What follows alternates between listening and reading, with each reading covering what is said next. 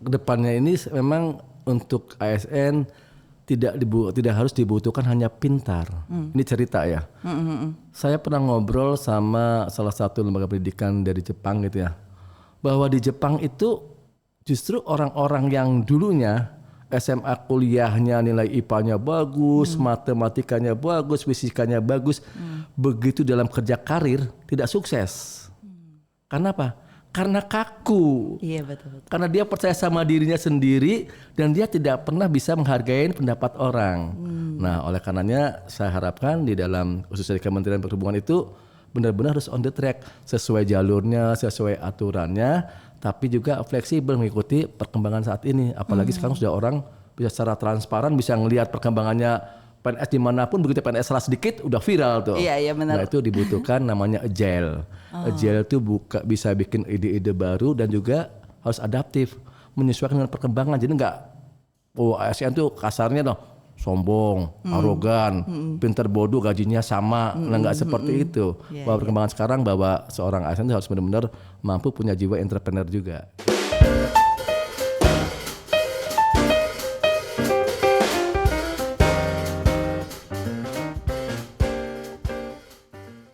Halo Sobat BPSDMP, welcome back to Binari Podcast. Bincang menarik seputar transportasi. Bersama saya Anik Fitriana dan di episode kali ini kita akan ngobrol tentang persepsi yang banyak banget orang salah paham tentang ASN atau aparatur sipil negara.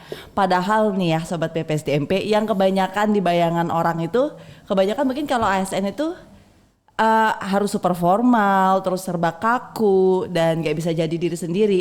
Padahal profesional tuh gak harus kaku. Kita bisa tetap sopan, tetap tegas, tetap juga asik, komunikatif dan bahkan inspiratif. Dan hari ini kita akan ngobrol langsung bersama narasumber kita, yaitu Inspektur Investigasi dari Inspektorat Jenderal Kementerian Perhubungan. Yuk kita sambut Pak Murdianto. Oke. Apa kabar Pak? Kabar sehat, kabar baik. Makasih ya Pak udah berkenan hadir di Binari Podcast buat kita sharing-sharing tentang ASN yang profesional. Sama-sama, terima kasih udah diundang. Baik Pak, kita mulai ya. Ada pertanyaan yang paling dasar dulu nih tentang profesional. Profesional ini kan sering banget diidentikan dengan sama gaya yang kaku gitu ya Pak. Gaya yang kaku, terus bahasa yang berat dan kadang bahkan bikin orang tuh segan duluan Pak sebelum ngobrol. Oke. Nah kalau dari Bapak sendiri gimana tuh Pak sebenarnya? Gimana sih konsep profesional tapi nggak kaku gitu? Oke. Makasih Mbak Anik. Salam sehat selalu buat Sobat PBSDM. Jadi orang itu kadangkala punya definisi sendiri terkait dengan profesional. Karena kalau dari katanya profesi itu berarti pekerjaannya, skillnya, jabatannya. Tapi kalau udah dicampur dengan profesional berarti orang yang ahli di bidang pekerjaan itu. Nah sebetulnya kalau kita bicara ahli atau tidaknya itu tergantung dari masing-masing personal.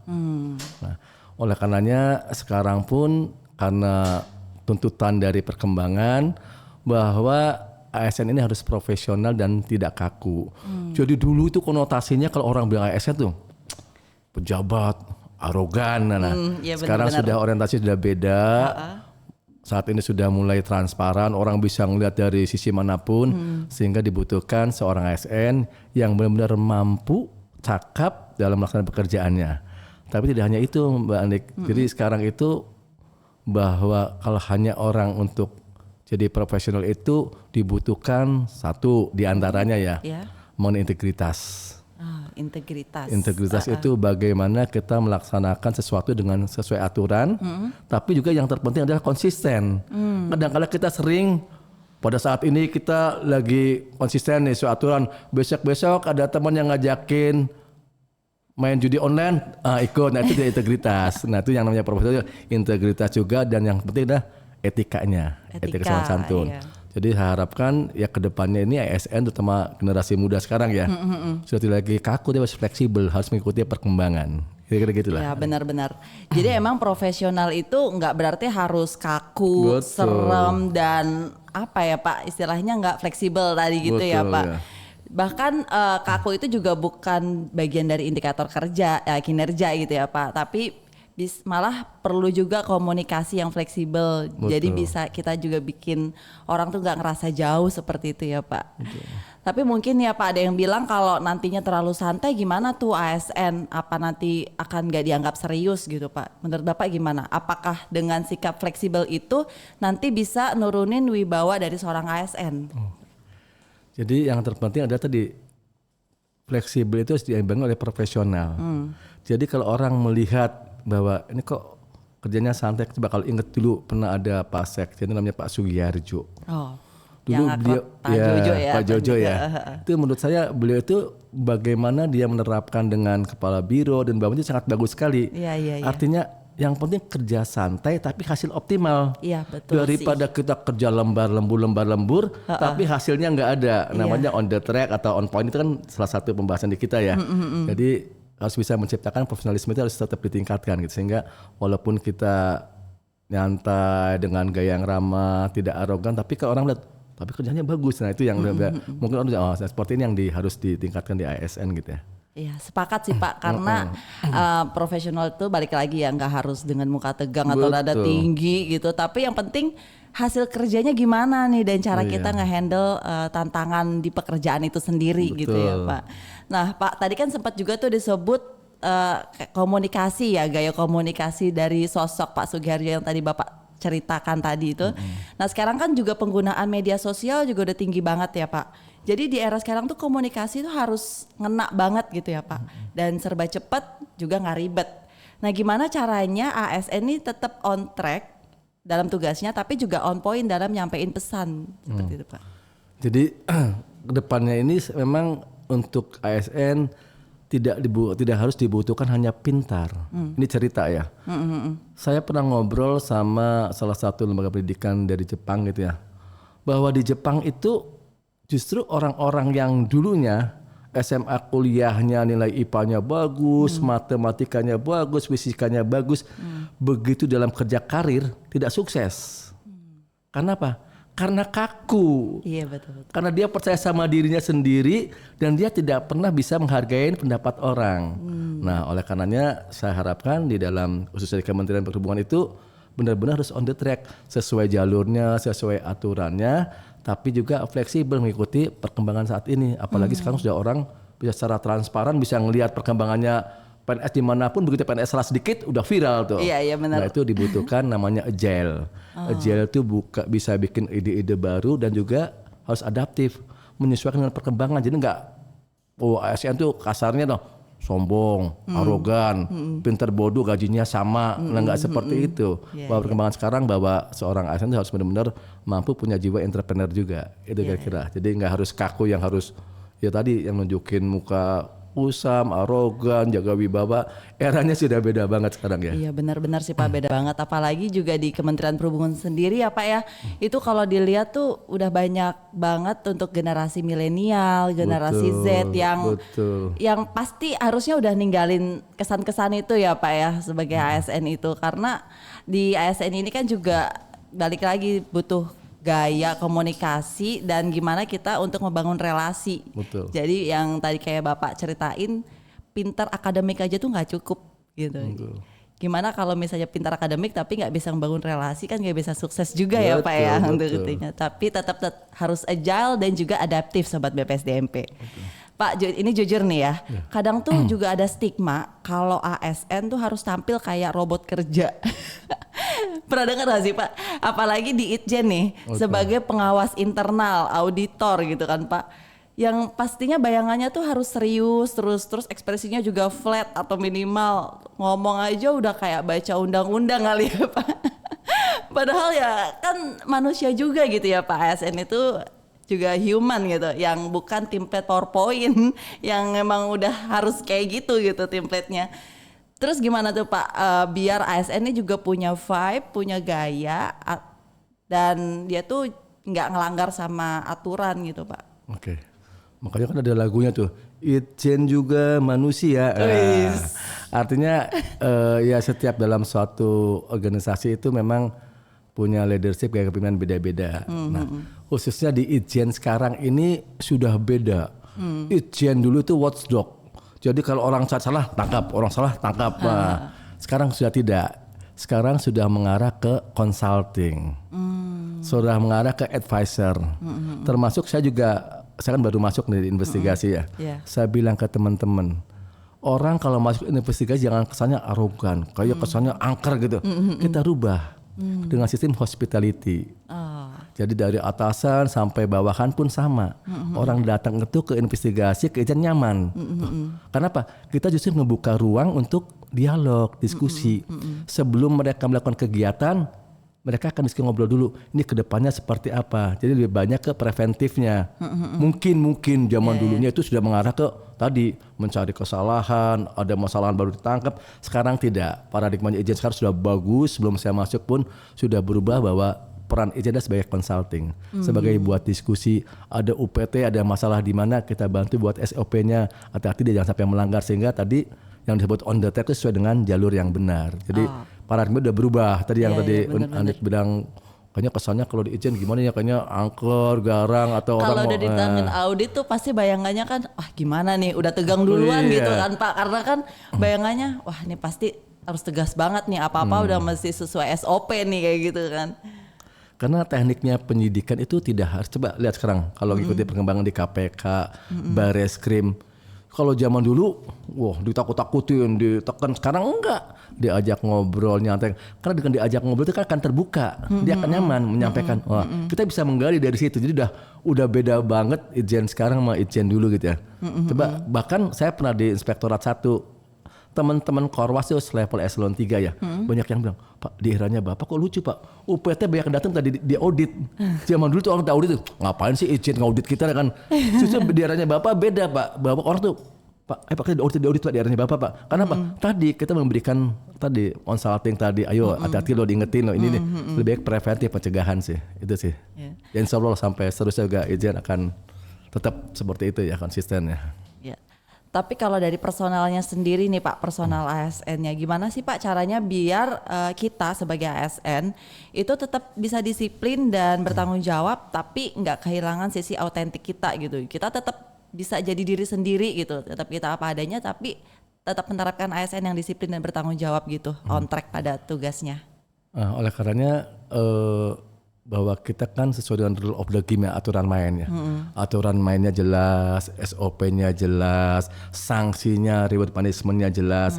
Sehingga teman-teman juga akan diingetin tuh bahwa ini loh ada, makanya kalau di BPSDM dimanapun namanya ada PK, perjanjian kinerja.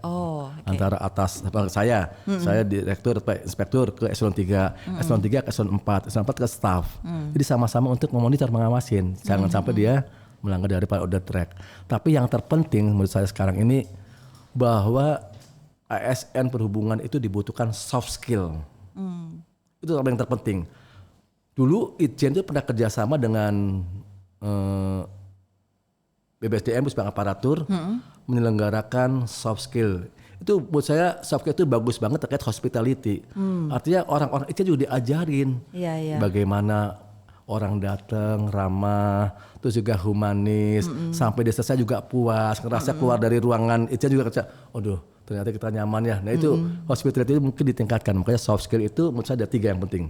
Kalau saya ngajarin teman-teman di BP3IP itu namanya 3K. Apa itu penting tuh. K pertama adalah bagaimana kita komunikasi. Yang kedua bagaimana kita koordinasi. Dan yang ketiga bagaimana kita kolaborasi. Orang, maaf ya saya juga main di swasta juga.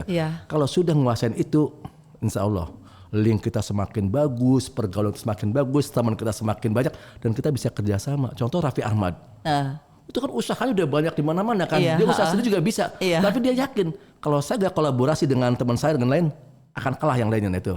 Jadi ya menurut saya juga kedepannya harus bisa 3K tadi, soft skill tadi. Nanti juga Pusbang Aparatur dia harus banyak deh kegiatan-kegiatan peningkatan soft skill tadi. Salah satunya adalah public speaking. Oh iya, public speaking itu benar sih Pak, penting banget ya. Dulu saya pernah dipanggil Pak Menteri, kenapa Pak Mur, dulu Bu Adita tuh juru bicaranya Pak Menteri. Pak Mur, kenapa Pak Budi Karya ya? Kok pejabat kita substansi teknisnya menguasain, bagus Pak Mur. Tapi begitu ketemu wartawan ditanya misalkan contoh, ada kecelakaan pesawat. dengan gayanya beliau yang mungkin agak sedikit kaku, tegang. Oh iya Pak, kemarin ada salah petugas inspektur kita nggak ngecek. Nah itu kan jadi bahaya. Jadi masyarakat kelihatan, loh gimana sih berhubungan sih? Bukannya nenangin, oh berarti itu nggak bener. Nah itu public speaking itu ada di soft skill. Nah, Iya itu. benar-benar. Nanti Anik harus belajar tuh soft skill. Iya benar Pak. Iya benar. Karena emang ya balik lagi sih Pak, untuk public speaking itu kan gimana cara kita untuk menyampaikan pesan ya Pak ya. Jadi kalau misalnya kita nggak bisa menyampaikan pesan khususnya ke masyarakat gitu, bisa jadi salah persepsi lagi. Betul, gitu malah kan. tegang loh. Oh ASN kerjanya begini ya ternyata, waduh parah banget ya. Apalagi sekarang lagi rame ojol gitu ya. Itu juga harus hati-hati juga. Itu cara pertama ya menurut saya ya, waktu saya ikut coba memberi materi public speaking itu, satu, kalau orang kena musibah sampaikan dulu rasa prihatin kita. Lalu kedua, berikan dulu rasa nyaman, ketentraman. Ada peduli kita datang ke ke keluarga duka segala macam, sehingga publik kata, oh berarti ini ASN tanggung jawab terhadap apa yang dia salahkan. Jangan langsung dibikin tegang, takut jadi semakin udah menderita karena ada musibah malah semakin kepikiran juga. Nah itu yang public speaking dia perlu ditingkatkan itu. Bagi buat pejabat berhubungan ya. Benar-benar. Benar banget sih Pak. Jadi bukan soal pretend to be perfect ya. Jadi gimana ASN yang dibayangkan orang tuh harus A, B, C, D, tapi ya itu tadi ya, mesti belajar soft skill, peningkatan diri sendiri ya Pak, pengembangan diri sendiri untuk tumbuh jadi versi terbaik diri sendiri gitu. Ya. Nyampe banget nih Pak Murdianto. Gimana sobat BPSDMP? Kita kasih mahkota nggak nih ke Pak Mur? Kalau kata anak Jaksel gitu Pak. Jadi kalau misalnya jawabannya tuh bener-bener wow banget gitu dan emang kelas banget, itu kasih mahkota gitu Pak. Kalau anak Jaksel dikasihnya gultik. Apa itu gultik? Gulai tikungan di Bulungan. Oke, kalau di lingkungan Kemenhub sendiri nih Pak, khususnya di Itjen ya, karena balik lagi Itjen ini sebagai pengawas internal yang memastikan tata kelola ini berjalan akuntabel gitu. Penting juga nggak sih Pak cara kerja yang kayak dijelaskan tadi, tetap profesional tapi nggak kaku gitu. Terus nanti saat ngaudit atau saat bekerja gitu, gimana cara komunikasi atau pendekatannya seperti itu Pak? Di Itjen kan sekarang ada pengaduan SIMADU. Jadi siapapun bisa mengadukan permasalahan, baik apa itu pejabat, apa itu masyarakat atau orang yang merasa dirugikan, dengan mudahnya bisa melaporkan.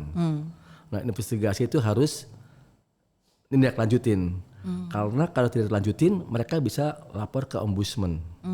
Lapor ke Pak Menteri dan Pak Irjen bahwa saya pernah ngadu masalah ini tapi sama Irjen tidak ditindaklanjutin. Nah, untuk itu teman-teman di Itjen harus selalu mengantisipasi itu. Setiap ada pengaduan, tadi saya balik lagi itu ketiga kata lagi.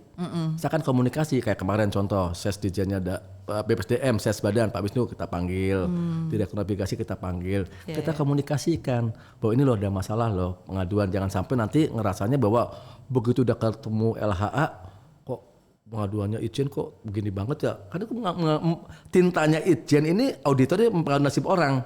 Kalau tintanya bilang bahwa ini bermasalah, pasti para ses itu akan memindahkan dia, memutasikan. Jadi saya lalu koordinasi sehingga tetap on the track sesuai dengan aturan yang ada gitu.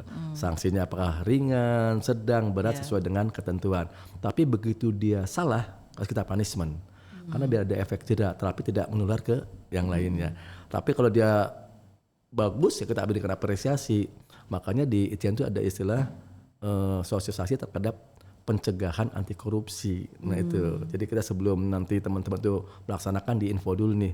Ini loh rambu-rambunya yang tidak boleh dilanggar gitu. Kira-kira gitu. Jadi selain ada sanksi, ada apresiasi juga ya Pak. Kalau misalnya sesuai sama aturannya kayak gitu ya. Benar-benar. Berarti emang untuk pengawas ini ya udah nggak berlaku lagi ya Pak, benar-benar untuk yang kaku kayak gitu udah nggak berlaku lagi. Sekarang nih udah benar-benar udah harus punya gaya komunikasi yang humanis. Betul. Ya kan. Jadi biar yang diaudit juga nggak tegang. Iya. Karena belum tahu apa salahnya, terus bener apa enggak ya udah tegang dulu. Iya. Karena kita juga ada istilahnya review. Review tuh sebelum kita meriksa kita review dulu. Misalkan orang kan maaf ya, apakah dengan uang 5.000 ngisi surat apa perangko apa ngerti terus apa diyakin kebenarannya? Kan kasihan kan nasib orang kalau misalkan ternyata tidak benar. Kita review dulu nih, digali dulu nih. Apakah yang orang lapor ini ada tendensi karena pribadi, sakit hati sama atasannya, apa sama perusahaannya karena kalah, kita review dulu. Sehingga nanti hasilnya benar-benar objektif itu. Jadi yang sesuai dengan aturan yang ada itu. Iya.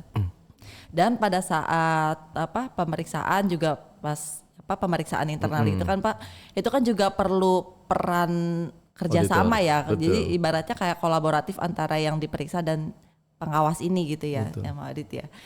Makanya untuk dengan pendekatan humanis tujuannya ya biar kolaboratif ini tuh tercapai gitu kan Pak ya, kerjasama. Karena kita juga kadang-kala dengan cara kita penyampaian yang enak, orang nyaman, dia nggak tahu bahwa sebetulnya kita menggali, tapi dia akan terbuka dan Mbak Anik tuh cantik banget sih, Mbak Anik tuh perawatannya di mana sih? Terus dia bilang, oh saya perawatan di sini Bang. Oh, ini udah tuh berarti ininya tinggi nih seleranya nih, berarti duitnya ada. Padahal ngomongnya kan cantik sih Anik tuh. Nggak langsung ngompoin, cuma ya mancing-mancing dulu ya Pak. Begitu, nah, dia kan cara yang berbeda tapi humanis, orang kan nggak tegang, tanpa sengaja dia cerita kan, kayak gitu lah. Cara-cara persuasif itu mungkin dibutuhkan untuk seorang auditor ya. Berarti auditor juga mesti pinter-pinter ya Pak untuk ini. Gak cuma wartawan doang yang pinter ini ya untuk mancing-mancing nyari berita, informasi gitu. Tapi auditor juga mesti pinter-pinter juga nih. Dan saya rasa sekarang hampir di beberapa penyidik ya, di Bareskrim, KPK juga, saya kan suka sebagai saksi ahli ya, diminta kasus di pengerukan, di mana juga. Dia juga nyampaikannya enak, misalkan contoh. Kamu tinggal di mana? Kamu di Jakarta Selatan. Oh, enak di Jakarta Selatan tuh banyak makan ini dengan nyambung gitu. Terus lama-lama dia mulai itu. Terus Pak Mur, terus saya mau tanya ya, Pak Mur jangan tanya aja, Pak Mur nggak kenal masalah mau tanggal apa sebagai saksi ahli. Tapi kalau pertanyaan apa jawabannya Pak Mur nggak sesuai, dampaknya ke Pak Mur loh. Wah, itu kan sebetulnya kan, udah bahaya kan. Tapi cara penyampaian kan enak gitu lah, kira-kira gitu lah. Terus ini Pak, untuk tim Itjen sendiri nih, gimana cara bekerjanya biar bisa fleksibel kayak gitu. Maksudnya nggak kaku, karena kan balik lagi ke personalnya ya Pak. Nggak tiap orang itu bisa dengan gampang seadaptif gitu Pak. Jadi dia tuh gimana caranya biar bisa bekerja tanpa ngilangin prinsip tegas itu tadi, karena sebagai Itjen kan istilahnya pengawas internal, tapi dia juga harus bisa fleksibel tuh gitu, nggak kaku. Gimana tuh Pak?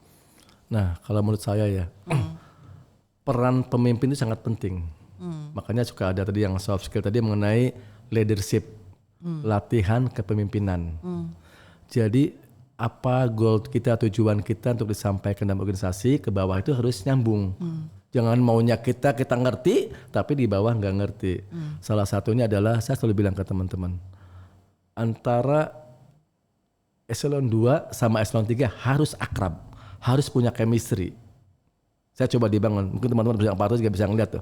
Saya sama kabit kabak saya tuh udah benar-benar kayak beradik lah, artinya tidak ada jembatan, tapi setiap profesional. Nah, kalau sudah eselon 2 ketiganya bagus, hubungannya bagus, saya punya tanggung jawab juga 3 kabit harus bagus juga. 4 staf juga bagus juga. Karena permasalahan itu kebanyakan dari dalam. Kalau dalam itu tahu persis mengenai binatangnya di situ, lapor apapun tahu. Nah itu yang bahaya. Saya kan sekarang investigasi nih. Semua laporan itu dilaporkan tuh benar semua kan Pak? Dari dalam semua. Dari hubungan yang tidak bagus antara anak buah. Maka tadi pertanyaannya kan bagaimana cara membangun seperti itu? Bangunlah chemistry antara atasan bawahan sehingga tujuan daripada organisasi bisa berjalan dengan smooth, baik, lancar gitu. Nah, itu harus tadi bahwa leadership itu adalah art seni gitu. Bagai seni kita memerankan bahwa gini nih anak buah. Kadang-kadang namanya anak buah kan beda-beda, staff kan beda-beda. Ada yang tipenya diem, kaku tapi sebetulnya baik. Ada orang yang banyak ngomong tapi isinya bohong. Nah itu yang butuh seni tadi untuk. Iya benar-benar. Jadi pendekatannya juga mesti macam-macam ya Pak. Masih pengenalan dulu berarti ya Pak. Pendekatannya lembut, pengenalan satu-satu staffnya biar tahu gimana nih caranya biar bisa membina istilahnya gitu ya Pak. Nah saya pada cerita sedikit nih. Saya tuh pernah di kepala BK2P itu klinik kesehatan gitu ya. Anak buahnya dokter semua. Saya dilaporin, Pak, hati-hati Pak, Bapak masuk sini itu nanti setiap kepala kantor siapapun itu Bapak dilaporin Pak ke pusat. Ada aja lah yang ini. Padahal orang itu nggak pernah masuk. Terus juga maunya yang enak-enak aja, tapi hobinya ngelaporin. Terus saya tanya, siapa orangnya? Kebetulan saya punya data, oke, orang Sumatera Utara gitu ya. Terus kalau dia, saya bilang masuk kata saya, kalau dia masuk saya dipanggil ya. Begitu saya masuk, ada Pak orang datang Pak, benar orang Sumatera Utara. Saya bilang, Lai Lai, udah kaget kan, yang manggilnya kepala kantor kan. Terus gimana Lai kabarnya Lai? Lai, satu dulu lah ya, punya atasan saya namanya Aldo Richard Tambunan Lai. Udah orangnya baik, ini berarti orang Sunda, orang Jawa yang gabung sama Sumatera Utara. Dan dia mulai tertarik kan. Terus saya bilang, Lai besok kita ada acara kegiatan gathering Lai. Lai jadi pengurus futsal lomba ya. Oh siap bro. Nah dihargain. Jadi baik sama staff saya bilang, Pak itu berubah total Pak si dia. Nah saya itu tadi pendekatan seperti tadi tuh. Sekarang jadi mau justru menyatu dengan kita, tuduhnya bikin surat kalah segala macam. Nah itu ya kira harus ada pendekatan seperti itulah.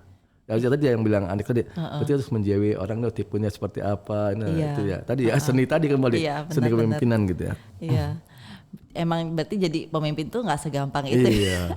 Jadi kalau kitanya arogan, kasih kerjaan semua, orang pasti orang tuh yang enak tuh kalau kerja kan hatinya bahagia, riang tuh pasti inovasi akan keluar gitu. Iya, tapi dalam tekanan, kalau tekanan udah ikhlas yakin juga ya Pak, kerja juga ikhlas. Iya, berkah kan kalau ikhlas kan. Itu kayak Mbak Uut tuh di aparatur orangnya senyum terus kan kerjanya kan ikhlas Mbak Uut tuh yang di humasnya aparatur kan ada kan ya. Iya benar Mbak suatu sana. Berarti soal ibadah ya Pak, terus senyum terus ibadah jadinya. Banyak banget nih Sobat BPSDMP cerita dari Pak Mur terkait praktek langsung ya, maksudnya tuh pengalaman-pengalaman tadi di lapangan tuh seperti apa kayak soalnya gitu. Kalau teori di AI ada. Bener-bener Pak, apalagi sekarang udah banyak banget AI-nya macam-macam ya. Sekarang mahasiswa juga udah pada pinter-pinter jawabannya gitu ya Pak. Betul. Terus kalau bicara tantangan kerjaan nih Pak, kan Itjen sendiri tantangan kerjaannya pasti lebih sensitif dong Pak gitu kan. Betul. Gimana nih Pak caranya biar tetap on track dan on point? Jadi yang pertama saya selalu menyampaikan bahwa kita komunikasiin kalau ada permasalahan. Jadi mereka tuh tahu persis. Yang bahayanya kalau dikomunikasiin dia bisa kick balik ke kita, dia bisa panggil pengacara karena tidak sesuai. Iya. Tapi kalau kita penyampainya enak loh Pak, ini permasalahannya, ini buktinya, ini aturannya, terus dengan cara yang humanis itu lebih memudahkan. Tapi kalau misalkan tadi cara kita penyampaiannya terus LHA kita auditor kan punya independen, bahwa dia tuh hak prerogatif tidak perlu diganggu loh. Kalau jaksa itu hakim kan dia boleh memutuskan sendiri tanpa intervensi orang lain kan. Auditor pun hampir sama dengan kemampuannya dia yang skill yang bagus, yang kompetensi bagus, dia bisa ngambil keputusan di dalam. Nah, saya sampaikan ke auditor hati-hati dalam menulis tinta kamu di LHA itu. Kalau kita salah-salah, sekarang ada transparan. Nanti di sidang dia PT-UN kan, kita bisa kena kick balik. Jadi tadi tantangan itu harus kita antisipasi. Istilahnya kalau sekarang kan namanya manajemen risiko dengan cara mitigasi risiko. Kira-kira akan timbul apa nih kalau kita keluarkan ini? Itu harus diantisipasi. Sehingga tadi ada ancaman tantangan itu bisa terhindari lah. Terakhir nih Pak, kalau cepet banget sih mau kemana sih? Udah diiniin sama floor directornya tadi. Terakhir nih Pak, kalau kerjanya nanti terlalu fleksibel nih bagi Itjen sendiri, itu nanti apa nggak takut dipandang, wah gimana nih objektivitasnya gitu, dipertanyakan gitu, bias apa enggak gitu, gimana Pak? Nah tadi segala sesuatu kegiatan itu orang akan melihat outputnya, hasilnya gitu loh. Iya. Walaupun tadi saya bilang kerjanya nyantai, penuh dengan canda tawa, humanis, tapi begitu hasilnya optimal, kelihatan bahwa ini profesional, ini yang dibutuhkan ASN sekarang nih. Bukan yang tadi yang ya kaku lah, ya arogan lah, kesannya glamor lah, sombong lah, maunya dihargai. Nah, seperti contoh Erick Thohir. Erick Thohir itu menteri apa sih? BUMN. Yang notabene sibuknya membawahi Pertamina segala macam. Apa yang dia urus? Sepak bola, dia ke FIFA, ya kan? Tapi itu kan Menteri BUMN kan banyak banget. Tadi bagaimana dia memerankan bahwa dia profesional, BUMN-nya lancar, BUMN-nya jalan, tapi yang lainnya dia bisa pegang. Bahkan dia kayaknya haus pekerjaan, apalagi yang bisa kasih ke gua nih. Nah, kira-kira kedepannya seperti itu, profesional. Artinya kalau outputnya hasilnya jelas, terukur gitu ya, kinerjanya sesuai perjalanan kinerja tercapai target, itu yang diharapkan lah. Iya. Kira-kira gitu. Ternyata emang pendekatan humanis itu malah bisa bikin mitra kerja juga bisa lebih terbuka ya Pak. Betul. Jadi nggak cuma kerjaan doang yang beres gitu. Dan efeknya jadi nggak cuma kerjaan doang yang beres tadi itu, tapi juga ke budaya kerja ya Pak. Nah Pak Murdianto makasih banget nih, udah banyak banget sama-sama. Tadi sukses BPSDM. Udah banyak banget insightful dan juga sharing-sharingnya juga, pengalamannya juga banyak banget, meskipun tadi Pak Mur bilang baru di Itjen, tapi kayaknya udah banyak banget gitu. Terus kita juga belajar tadi dari gimana gaya kepemimpinan ya kan, dengan pendekatan. Dulu, Pak. Kakak pertama apa? Kakak pertama pertama tadi ya? Komunikasi yang bagus, yang kedua koordinasinya bagus, kakak yang ketiga kolaborasi. Itu harus anak muda sekarang terus mampu bisa itu tuh. Kalau mau sukses. Komunikasi, koordinasi sama kolaborasi. Ini hak kayak patentnya ujian saya jadinya di sini. Hak patentnya Mbak Murdianto lah, bukan dari lain. Saya kayak ujian, ada ujian akhirnya nih sobat BPSDMP. Berarti nyimak apa enggak ya? Soalnya udah banyak banget tadi yang di-share-kan. Terus juga cerita-ceritanya juga banyak banget tadi. Dan semoga sobat BPSDMP juga nih yang lagi mikir nih Pak buat jadi ASN, mungkin masih ragu-ragu gitu kan Pak. Itu udah kejawab nih. Jadi gimana bayangannya tentang ASN yang sekarang gitu, itu udah gak sekaku itu ternyata gitu kan Pak. Jadi kalau misalnya sobat BPSDMP mau jadi ASN, kebetulan kita lagi buka juga Pak si pencatar Polbit tahun 2025. Jadi di sini sobat BPSDMP nantinya bisa lulus langsung jadi ASN di Kemenhub atau Pemda gitu. Oh Pemda ya. Iya, yang dari daerah dinas ya. Iya, gitu. Nah, jadi kalau misalnya sobat BPSDMP bisa daftar itu, dan untuk nyimak episode ini juga bisa sekalian bikin boost semangatnya. Oke. Buat jadi ASN masa kini yang nggak cuma sekedar kerja tapi juga impactful contribution untuk negeri kita. Dengan attitude yang on point tadinya. Tercinta. Iya. Dengan attitude yang on point dengan 3K tadi ya. Iya. Oke, see you on the next episode di Binari. Bincang menarik seputar transportasi.